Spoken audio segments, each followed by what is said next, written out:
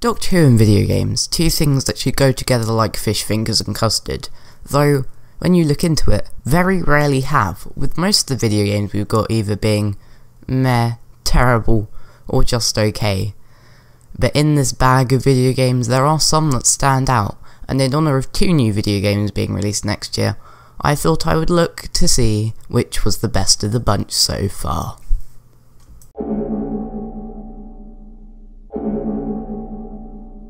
This was a game released for the Nintendo Wii at a time when Doctor Who merchandise was at its height. There was new stuff being released every year, there were Doctor Who lunchboxes, figures, and of course, video games. Unfortunately, this video game was categorically terrible. It was just a bad game. It had really bad graphics, which I'm not sure would even pass for a Nintendo 64, and at points in the game just suddenly cuts between different camera angles like it's a TV show, which I mean, is based on a TV show, but that's not the point. When you start running, you sort of slide along the ground for a bit before your character actually starts walking. Makes me think this game wasn't actually finished either. And the mechanics in this game is a simple one. You've got the sonic screwdriver, and to do basically everything in this game, you need to get a crystal from a robot and use it to shoot a colourful emoji above a door. It is the least Doctor Who-y mechanic in a Doctor Who video game ever. And like anyone who's ever played this game will tell you, the only good thing that can be found here is the sonic screwdriver Wii remote. I have 2 of them. Don't know why. Never used them either. Has anyone ever used them? No? Not sure this would improve the gameplay either though.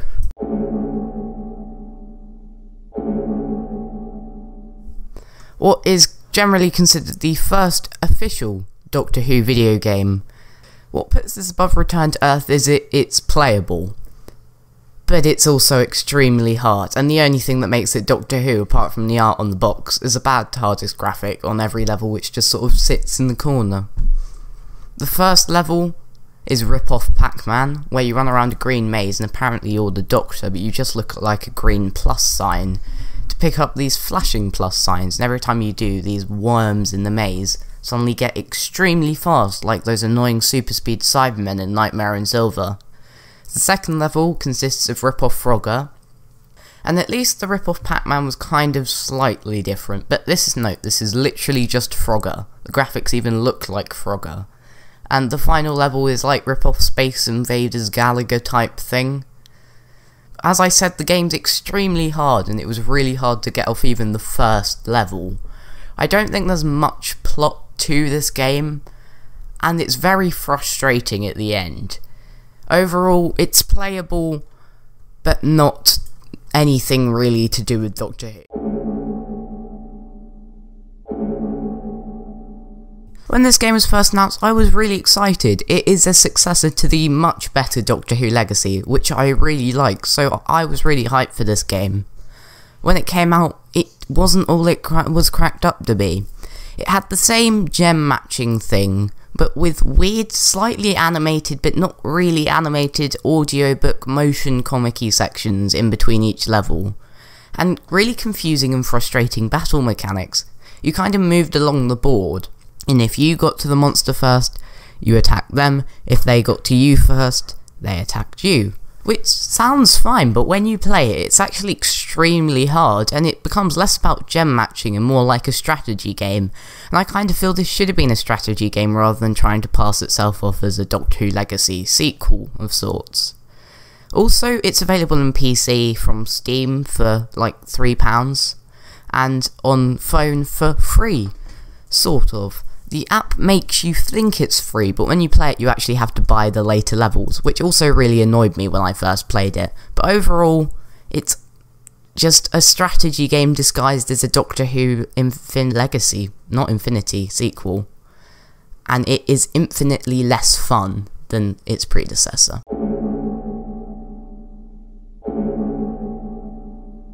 A strange and weird game that started out as a sequel to Castle Quest, which explains the sort of non-Doctor Who-y setting and mechanics.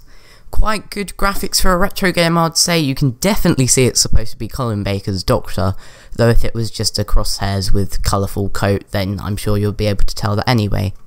And you control the Doctor and his robot cat Splinks, What happened to good old K9? You're chased by sort of, but not really Daleks, and everything kills you. Literally everything.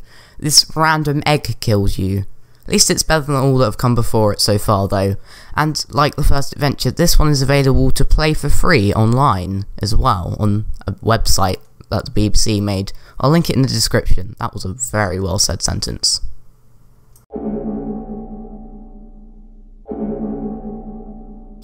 Ever wanted to play Top Trumps for 4 times the price and on a games console?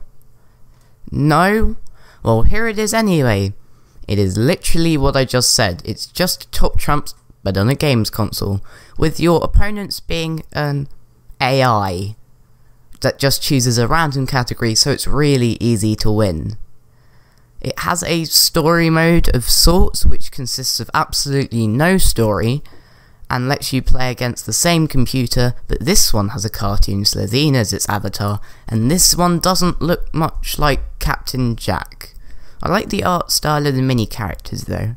Am I allowed to say that? It's like the Infinite Quest ones, but slightly better. Yeah, I like that.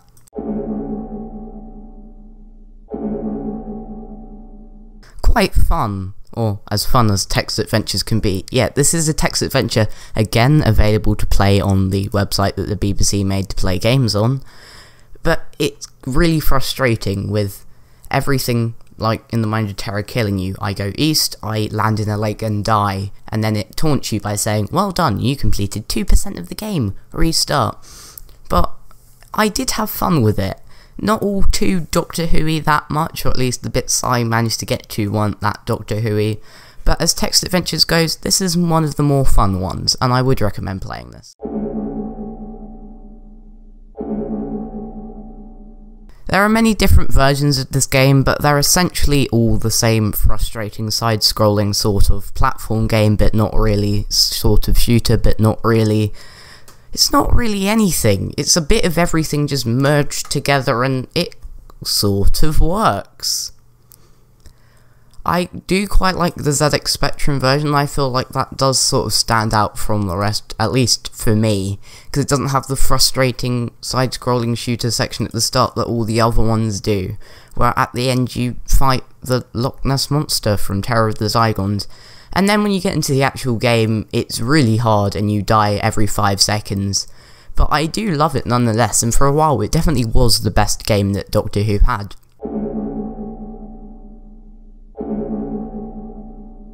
A 90s 3D game with 90s 3D game graphics, though I would take these over the Return to Earth ones. I have this in its like original box and everything, and the box is so big, but when you open it, there's just like a tiny CD box inside of it. It's like Pass the Parcel. I think what really steals the show here is Anthony Ainley. He gave actual performances of the Master in the live action segments, and I think that's really cool. And his voice acting in the middle of it is really good as well. What brings this game down though is, I guess for now, at the moment, in the 2020s, it's got really weird controls for a first-person game, and I'm never sure what I'm supposed to do. I believe the Master gives you riddles and you're supposed to do something, but I've always found that kind of complicated. And there are also a lot of bugs, so sometimes you finish the game by accident as well, but it is definitely a fun game still.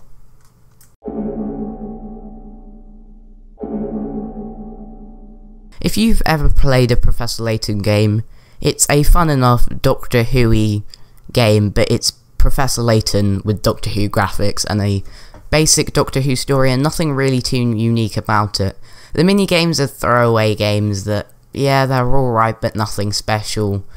And the cutscenes are just a load of still pictures, but I quite like the pixel art style. And it's definitely quite good for a DS game as far as it goes.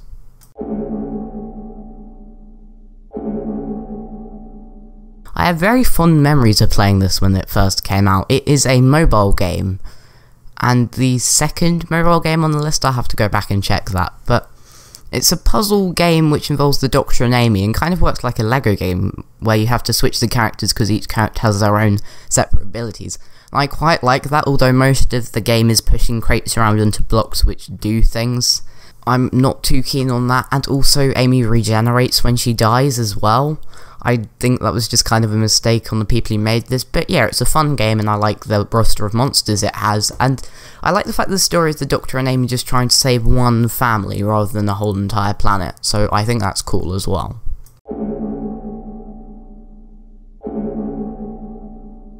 There is really no way of playing this online multiplayer action RPG anymore, but for a while when it was playable, it was very fun. You become a companion to the Doctor, with you making your own sonic screwdriver to solve online minigames and play through a nice, neat little Doctor Who story. It's very enjoyable, with interacting with other players and a cool cartoony art style, which I guess they should have kept for more games. I really would have liked that. But it is overwhelmed by the amount of minigames and the lack of sort of action gameplay actually in it. I do quite like everything in this game, but it's just not comparable to some of the ones above it.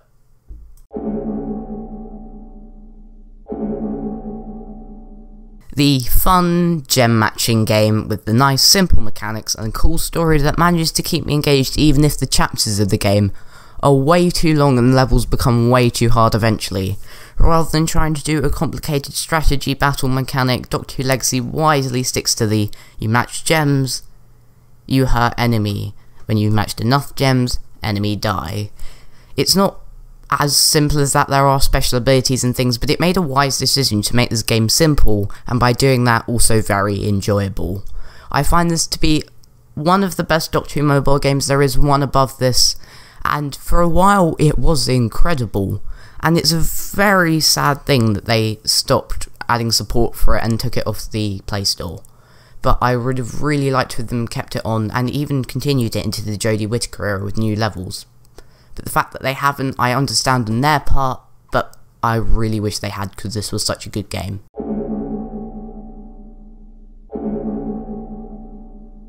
The forgotten Doctor Who game, originally an online game for the CBBC website, but makes it on the list because it was eventually made into an app which was available to download off the app stores. When you are left to play through the platform sections, they are great, and the final level is definitely one of the best on this entire list. I like and dislike the fact you play as a Dalek. I like it because it's unique and it puts a unique style on the Doctor Who game, but dislike it because I prefer to play as a Doctor, as that just feels more Doctor Who-y, because it's very rare the main character in episodes is a Dalek. The annoying coding sections, however, get in the way of the great platform game. Although cool, I wish you upgraded the Dalek without having to go through the annoying coding bits. I get they were trying to be educational with it, but I just find it slightly annoying. Last level is definitely the best when you're fully upgraded with flying around, managing to kill all the Daleks, and it is definitely the best level on this list, and it is gripping. The story is a simple throwaway story, but it's really the gameplay that steals this one for me.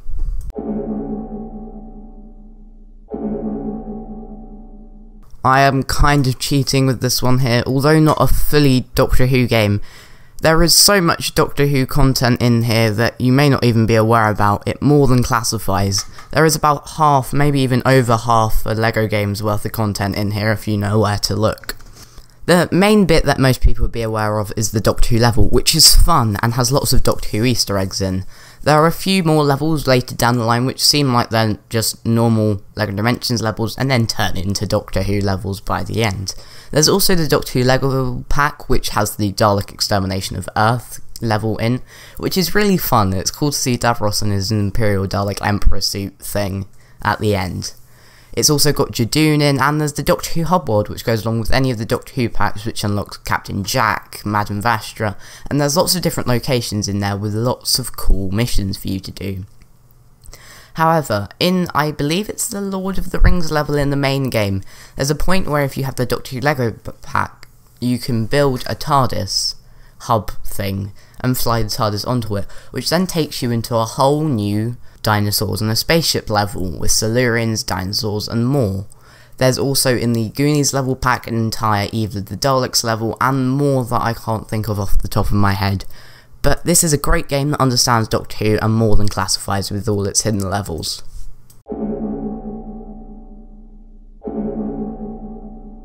I really enjoy this and probably enjoy this one the most out of any on this list. And it's a great game with a great story, great voice acting, and surprisingly good graphics for a PlayStation 3. It just feels slightly less Doctor Who-y than the two above this, which is why it's lower, with its sort of crate pushing mechanics. But once you get after that, after you've done all the crate pushing, you get battling Cybermen in a shopping centre, battling Daleks in future London, the Dalek Emperor, Silurians, the Silence. This game is jam-packed, but never feels overstuffed, and all the levels I feel are unique and very well made. I feel this is a very well made game, and definitely feels like the biggest budget game of all of the Doctor Who games. This very much feels like a series of Doctor Who with its, I think it was 5 episodes in this one big game, which really made it feel like a proper series of Doctor Who, and I really like that aspect to it. The stories as well, written by actual Doctor Who writers, feel very much like Doctor Who episodes, which have been made into video games rather than a video game which has just had Doctor Who slapped onto it. The graphics are, yeah, they're adventure game graphics. They're sort of PS2-ish standard, maybe early PS3 games, but that's not really the thing that matters here. I think the sneaking sections are really good. The puzzles, they're kind of easy, but at points can be quite challenging and do work for good gameplay. I think that the main downfall for this with me is the fact that everything's just a left click. You left click to jump, you left click to climb, you left click to pick something up, you left click to do this, that. I wish you'd had different buttons which do different things so you can jump at any point or try and climb at any point rather than being bound to the rules of this universe. At that point it just feels like you're not really in that much control, and kind of feels like Attack of the Grusk, where you just press the remote to do this rather than you actually being in control. But apart from that, this is a great series of mini games inside this one big game, which makes up what feels like a series of Doctor Who.